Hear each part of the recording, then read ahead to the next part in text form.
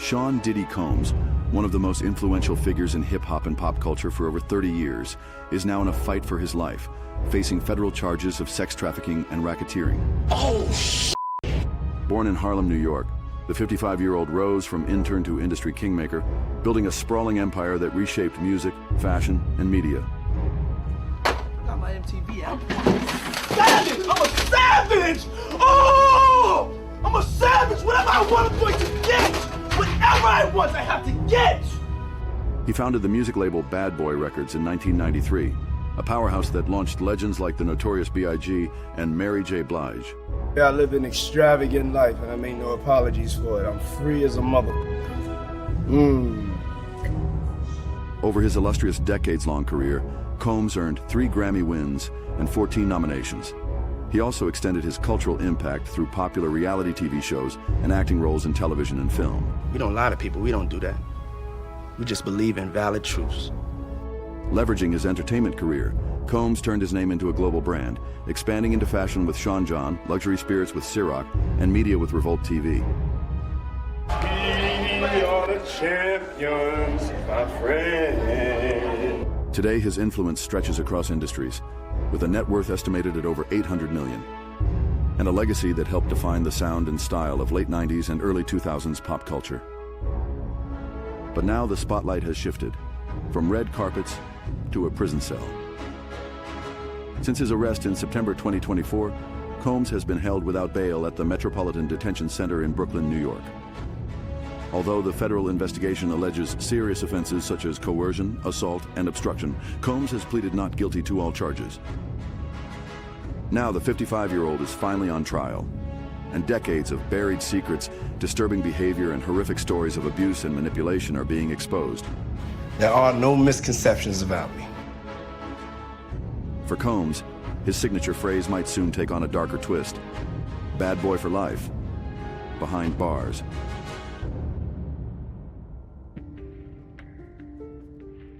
The trial opened in a packed Manhattan federal courtroom. Leading an all-female team of prosecutors, Assistant U.S. Attorney Emily Johnson delivered a searing opening statement. One that ripped away the glamorous veneer of the music mogul, revealing what she called a darker, more chilling reality. According to Johnson, Combs wasn't just a cultural icon. He was the head of a criminal enterprise that spanned 2 decades, running from 2004 to 2024. With the help of a loyal inner circle, she alleged, he committed crime after crime: sex trafficking, forced labor, kidnapping, arson, bribery, drug distribution, and obstruction of justice. The jury was told that Combs used the resources of his music, fashion, and media businesses to conceal and facilitate this enterprise.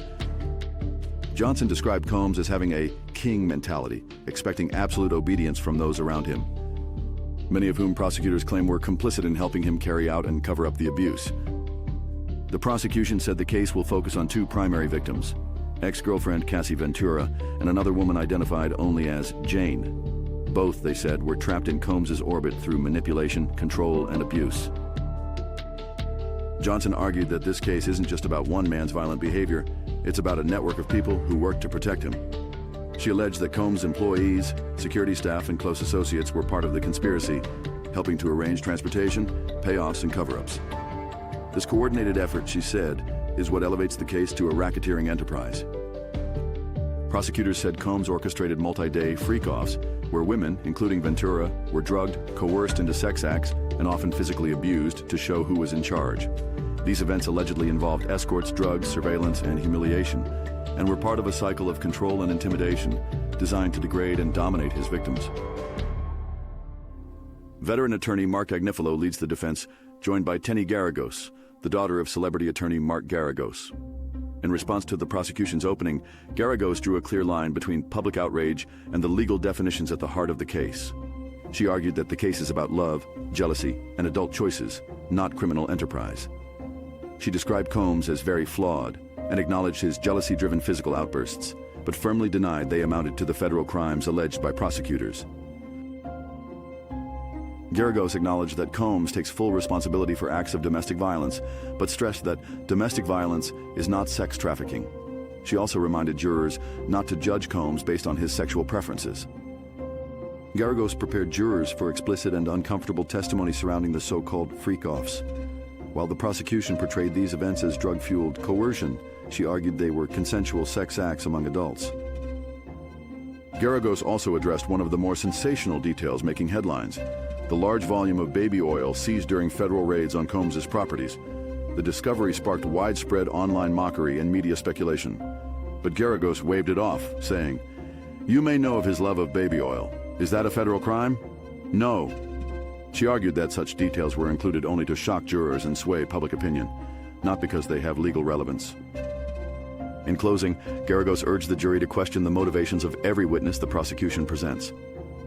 "Everybody who testifies has a motive," she warned, suggesting that some accusers may be influenced by money, media attention, or past personal grievances.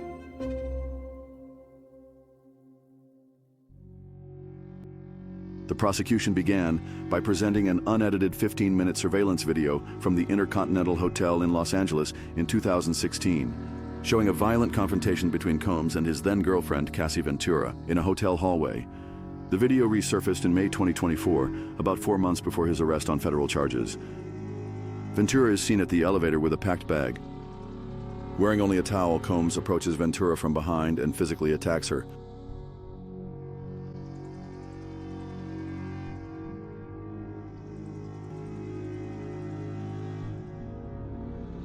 After the jury watched the horrific footage, the prosecution called their first witness, Officer Israel Florez, who was working hotel security the night of the incident. Florez testified that he responded to a call about a woman in distress and found Combs and Ventura together in the hotel's elevator lobby, with Ventura's eye clearly bruised. When Ventura left the hotel, Florez offered to call the police, but she declined, and no charges were filed. Florez also testified that Combs offered him a wad of cash, which Florez interpreted as a bribe to stay silent, but he refused. The video and Florez's testimony are central to the prosecution's case, not only for the physical assault, but for what they suggest about a broader pattern of coercion, intimidation, and attempted cover-up, all of which support the charges against Combs. The prosecution then called Daniel Phillip, an escort who testified about his sexual encounters with Combs and Ventura. Phillip first met them at the Gramercy Park Hotel, where he expected to perform at a bachelorette party, but found Ventura and Combs alone in a room. Phillip described how Combs directed him and Ventura during sex, including one instance where Ventura told Phillip to relieve himself on her while Combs pleasured himself. He also testified that Combs recorded them having sex once or twice with a phone and camcorder. Phillip recalled Ventura appearing intoxicated during one meeting and admitted to taking Molly, offered by Combs, which made him feel both nauseous and euphoric. He also recounted a violent incident where Combs dragged Ventura by the hair from a computer to a bedroom, shouting at her as she screamed and apologized repeatedly, followed by the sound of slapping. Phillip said he was shocked and feared for his life if he reported the abuse. He also testified that Combs once took a photo of his driver's license, claiming it was for insurance purposes, a move Phillip interpreted as a threat. His testimony further reinforces the prosecution's portrayal of Combs as someone who used fear and control to dominate others.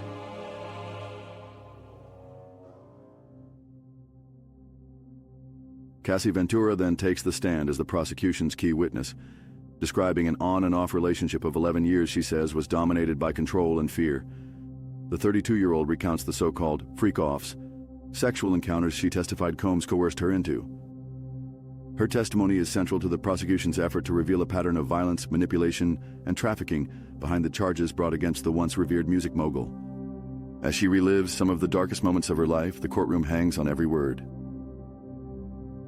It started early in their relationship. Within the first year, Cassie says, Diddy proposed the idea, a sexual encounter where he would watch her with other people. He called it voyeurism, but he gave it another name too, freak-off. According to her sworn testimony, the freak-offs almost always involved male escorts, with a few exceptions. The consistent pattern centered on Diddy watching her with other men, often from a chair or the corner of the room, sometimes filming, sometimes giving instructions, and often pleasuring himself. At first, he handled the arrangements, booking the rooms, hiring the escorts. But later, it became her job.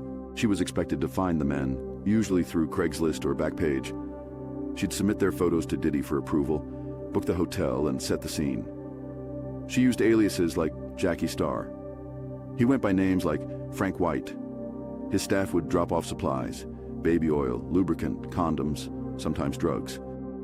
The encounters took place at their homes or in luxury hotels across the world. New York, Miami, Los Angeles, Atlanta, Las Vegas, Ibiza, Turks and Caicos. Once the sessions began, the routine rarely changed. Oil and touching, then oral, then intercourse, all while Combs watched. They used so much baby oil, Cassie testified, to going through up to 10 bottles in a single weekend. Sometimes she'd even climb into a plastic kiddie pool to coat herself completely, because he wanted her to glisten. And these weren't short encounters. Some went on for 36, 48, even 72 hours. The longest, she said, lasted 4 days. There was no sleep, only drugs, ecstasy, cocaine, marijuana, mushrooms and ketamine. All, she says, provided by Combs. All to keep her awake and numb. In January 2016, Combs sent Ventura a text that he wanted to have a proper freak-off where they didn't take ketamine. A successful FO is one we remember, he said. Ventura testified that she preferred to take the drug for freak-offs because it was the most dissociative. At times, the sexual encounters crossed into even more degrading territory. She says Combs relieved himself on her, or ordered the escorts to do it. It was disgusting. It was too much. It was overwhelming, she said. The men were typically paid between $1,500 and $6,000. Cassie sometimes handled the payments herself. The freak-offs escalated into a devastating and routine part of her life. They weren't spontaneous or optional. They were obligations. It got to a point where I just didn't feel like I had much of a choice, she said. The freak-offs became a job. There was no space to do anything else but recover and just try to feel normal again. She described a slow descent into isolation, exhaustion, and emotional numbness. And when asked if there was anything she ever enjoyed about them, Cassie broke down in tears. The time spent with him, she said. I was confused, nervous, but also loved him very much and wanted to make him happy. But I just didn't feel like I had much say in it at that time. Being really super young, naive, total people pleaser. I didn't know if he would be upset enough to be violent or if he would write me off and just not want to be with me at all. This was the world she lived in for years, but it didn't start this way.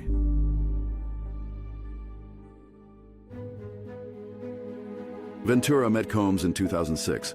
She was 19, a model, an aspiring singer with a hit single. He was 37, a larger-than-life music mogul at the height of his power. Their paths crossed, and what began as a dream opportunity soon evolved into something else. A dynamic built on control, coercion, and fear. Ventura was signed to his label Bad Boy Records and says their relationship was initially platonic. He looked out for her after rough performances and offered career guidance most new artists could only dream of. I wanted to be around Sean for the same reasons as everyone else at the time. Just this exciting, entertaining, fun guy that also happened to have my career in his hands, Cassie later said. It felt special because not a lot of people got that time with him. But over time, things changed. The relationship turned romantic, and then controlling. Ventura described herself as young and sexually inexperienced, still in a relationship with someone else when she and Combs first became intimate. She says their first sexual encounter happened during a trip to Miami after he gave her ecstasy on a boat. From there, things escalated quickly. I traveled with him everywhere. I was just like his little shadow for a little while, she testified. At first it felt exciting, a whirlwind romance surrounded by luxury, power, and access. But the longer she stayed, the more she says the relationship shifted. He was very controlling over my life and the things that I wanted to do, but there was still love there, she said. That control extended to everything, her schedule, her body, even her appearance. He commented on her weight, her nails, her hair, discussed breast implants. If she disappointed him, he or his staff took away her car, her apartment, even her electronics. Sometimes, she says, he'd have his staff track her down if she didn't answer his calls. As Ventura testifies, she helps paint a picture for the jury of how those around Combs may have participated in enforcing his control. It's a critical piece of the government's effort to prove he wasn't acting alone, but running an organized operation tied to the racketeering charges. My self-worth took a hit for the entirety of the relationship, Ventura said, just trying to establish who I was, who I wanted to be, who I was allowed to be. Over time, the emotional abuse gave way to physical violence. Ventura testified that some of their arguments would escalate into full-blown assaults. He would smash me in my head, knock me over, drag me, kick me, stomp me in the head if I was down, she said. Asked how often this happened, she replied simply, too frequently. She described a pattern of violence that left her with busted lips, gashes on her head, and bruises all over her body. She told the jury she would often spend days recovering after an assault, usually holed up in a hotel room. Anytime he was physical, there would at least be some trace, a bruise or something. You make the wrong face, and the next thing I knew I was getting hit in the face, she said. That's the world she lived in, a mix of power, fear, and isolation where love was conditional and violence could be triggered by almost anything.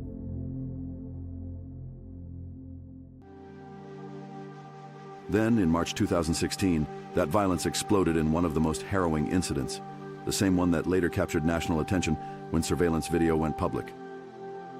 That night at the Intercontinental Hotel, Ventura and Combs were in the middle of a freak-off when she tried to leave before it was over.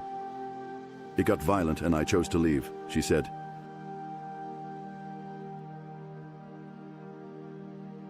Sean followed me into the hallway by the elevators. He grabbed me up, threw me on the ground, me, tried to drag me back to the room and took my stuff. As Ventura explains in her own words what happened during the incident, the video plays for the jury once again, bolstering both her testimony and the impact of the footage at the same time.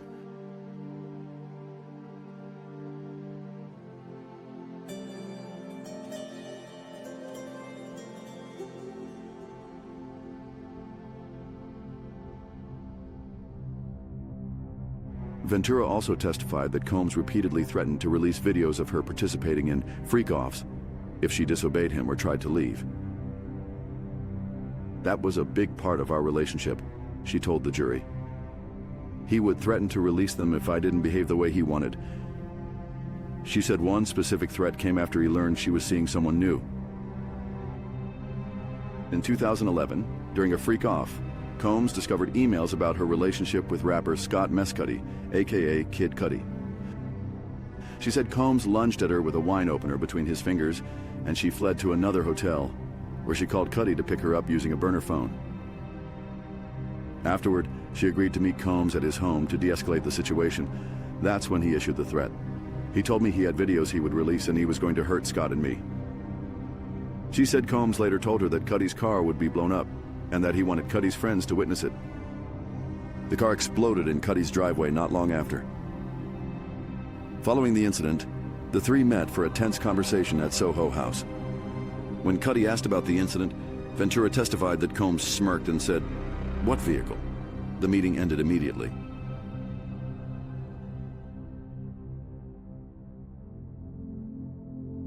Ventura went on to describe the toll the freak-offs took on her body. To recover, she and Combs would often use IV fluids, get massages, and take opiates.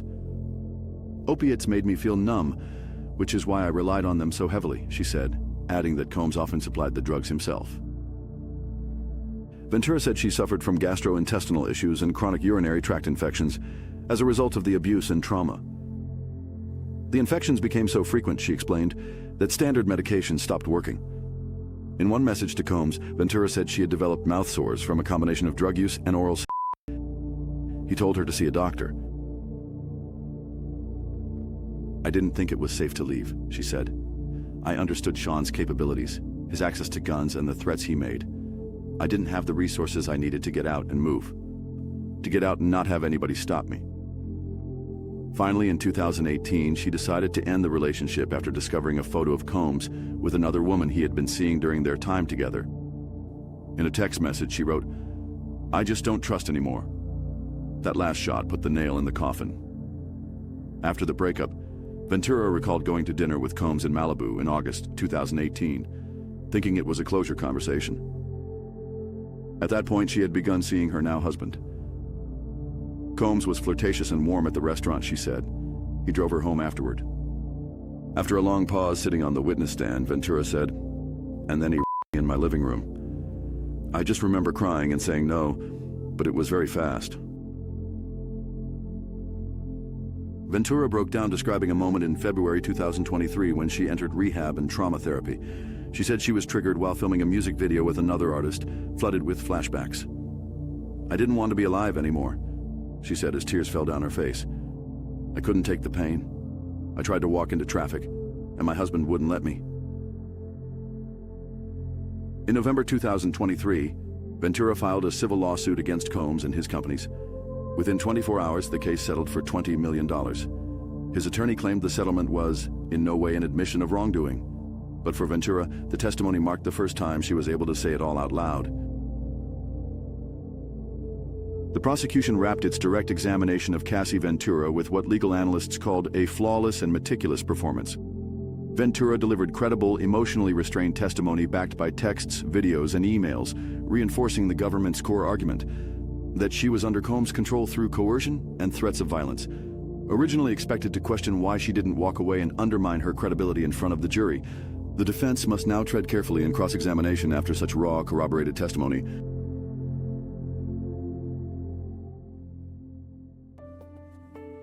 The defense doesn't begin with violence. It begins with love. They open on a disarming note, asking Ventura whether she and Sean Combs were in love for 11 years. She answers softly, yes. Did she believe he loved her back? Again, yes. To drive the point home, jurors read intimate messages. Ventura texts that she's going to sleep early, so tomorrow comes faster, because she loves him. Combs replies, "I love you so much it makes me cry." In another exchange, she adds, "Who knew I'd fall so fast?" and dreams aloud about a beautiful future together. The defense leans into these words, portraying a couple deeply entwined, emotionally invested in each other. Then the defense pivots from love to sex. Jurors read a string of December 2009 texts that Ventura says capture the open communication she once had with Combs, even about the now infamous freak-offs. In one message, she tells him she needs to feel safe, like home, before she can be more open with the things we do in bed. Another text reads, "When we used to freak off, when we were so in love, there were no questions asked." Though at that point, she no longer felt that same love anymore. The panel also sees sexually graphic texts the couple exchanged while actively planning another freak-off. Fast forward to March 2017, and Ventura texts, "I love our freak-offs, when we both want it." On the stand, she now says that was just words. The defense highlights all of these messages, proof, they argue, that the encounters were openly discussed, negotiated, and consensual, and that Ventura could and did set terms. Further supporting the defense's strategy around consent, Ventura confirms that even while romantically involved with rapper Kid Cudi, she was still having freak-offs with Combs. But she says at that point, it was a job. The defense pushes further, asking if the freak-offs were tied to a swingers lifestyle. Ventura agrees they were related in a sexual way, and says she'd seen that world firsthand at sex clubs with Combs, but she's clear, they're very different. By drawing that distinction, the defense seeks to frame the freak-offs as unconventional, but consensual and lawful adult activity. Then the focus shifts again, from sex to drugs. The defense zeroes in on Combs' opioid use. In February 2012, Ventura says he overdosed. That day, they had a freak-off and went to a sex club together. Later, Combs went alone to a party at the Playboy Mansion. Hours afterward, Ventura rushed him to the hospital. "From what he told me, he took a very strong opiate that night," she said, "but we didn't know what was happening." The defense casts this episode as a turning point, arguing Combs' drug use wasn't occasional, but part of a larger pattern. When asked if he was extremely dependent on painkillers, Ventura replied, "For a time." Asked whether he'd become upset if they were taken away, she said, "I guess so." Jurors also see texts from March 2016, just days before the alleged hotel assault, where Combs describes symptoms the defense says are consistent with withdrawal. Ventura doesn't recall him going through it that week, but admits the messages suggest he was sick. It all points toward a larger argument, that Combs' erratic behavior may have been fueled, at least in part, by opioid withdrawal. The defense also asked Ventura whether Combs' staff was aware of the freak-offs. While she testified that some assistants and personnel helped arrange escorts and book hotel rooms, she said she never explicitly told them about the freak-offs themselves. That distinction is key to the defense's effort to undercut the racketeering charge. If staff were just handling logistics without knowing the full context, it challenges the idea of a coordinated criminal enterprise. The defense closes its cross-examination of Cassie Ventura with a final batch of messages, this time from the fall of 2018, when their relationship was coming to an end. In texts from September, Combs tells Ventura, "I want you to love me. I need you to love you." She replies, "I do love you. I would just prefer not being one of your girlfriends anymore." They also text that they can't wait to see each other. Ventura confirms they met the next day and had sex, and that her now husband FaceTimed her while she was still with Combs. In another exchange from October, Combs says he plans to fall back and tells her to call if she needs him. She replies, "I'm lost without you." These messages come just weeks after Ventura says Combs raped her in August 2018.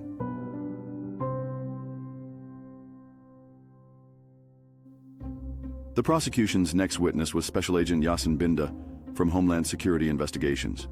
She worked in the Human Trafficking Division and handled logistics for Combs' arrest on September 16, 2024. Binda told the jury she was part of the team that searched Combs' suite at the Park Hyatt in Manhattan. Images from that search were shown in court. Photos revealed an expansive hotel room with bags containing bottles of Johnson's baby oil and lubricant found in an entryway closet. More bottles were recovered from the bathroom and elsewhere in the suite. Inside a black fanny pack on the nightstand, they discovered $9,000 in cash. Binda also pointed out a lighting device in the living room, which she described as potentially mood lighting. Inside a Louis Vuitton bag on the nightstand, agents found a prescription bottle labeled with the name Frank Black. It contained clonazepam. Another container held 2 small bags that tested positive for ketamine and MDMA. Binda testified that based on what she observed during the search, it appeared a woman had been staying in the suite with Combs before his arrest. What was found in the suite made clear the pattern Cassie Ventura exposed had not ended. She was replaced, but the secretive dynamics of that world remained very much intact.